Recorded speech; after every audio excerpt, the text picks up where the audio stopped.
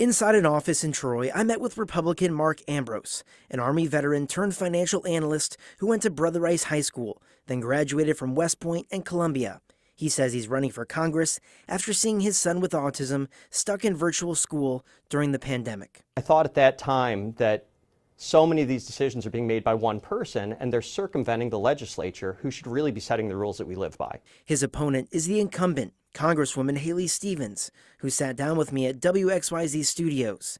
She graduated from Seaholm High School and American University, working on the Auto Rescue Task Force in the Obama administration before serving 2 terms in Congress. I have served as the vice chair of the Science, Space, and Technology Committee, where I ushered the CHIPS and science legislation through the Congress, creating a fund to invest in chip manufacturing production right here in the U.S. And according to the Pew Research Center, the economy is what voters say is the most important issue this election.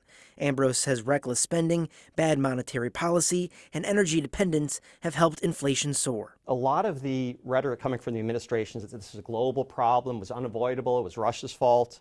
No, we've made some really bad decisions that took us here. However, Stevens says she's proud of some of the work she did in Congress and wants better private and public partnerships to encourage innovation, especially with electric and autonomous vehicles in Michigan. I'm so proud of the Inflation Reduction Act, which will lower the cost of prescription drugs, allow us to invest in those clean energy initiatives, as well as what I had mentioned with the CHIPS and Science bill, addressing supply chain disruptions. Another important issue to voters is violent crime. In that same poll, 60% of voters listed it as very important. Stevens feels Congress should ban assault weapons, while Ambrose says we need better enforcement of current gun laws. What do you think Congress should do or could do to make voters feel safer?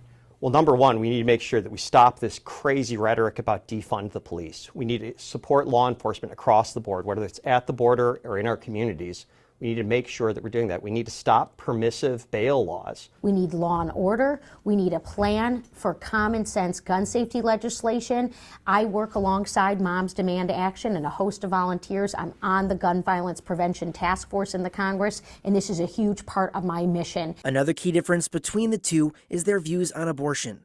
Stevens is pro-choice and wants to see Congress make it a federal protection, while Ambrose is pro-life and says it's up to Michigan voters with Proposal 3. I am a co-sponsor of the Women's Health Protection Act. I believe that we should codify Roe v. Wade as the law of the land, and this is just about freedom. This is just about bodily autonomy. I am pro-life. I'm pro-life with exceptions for rape, incest, and the life of the mother. But I'll have a vote just as every other citizen will have a vote. I think broadly we need to do a better job in this country to try to find common ground on this issue. We need to make sure that we educate our young people and try to avoid unwanted pregnancies to the greatest extent possible.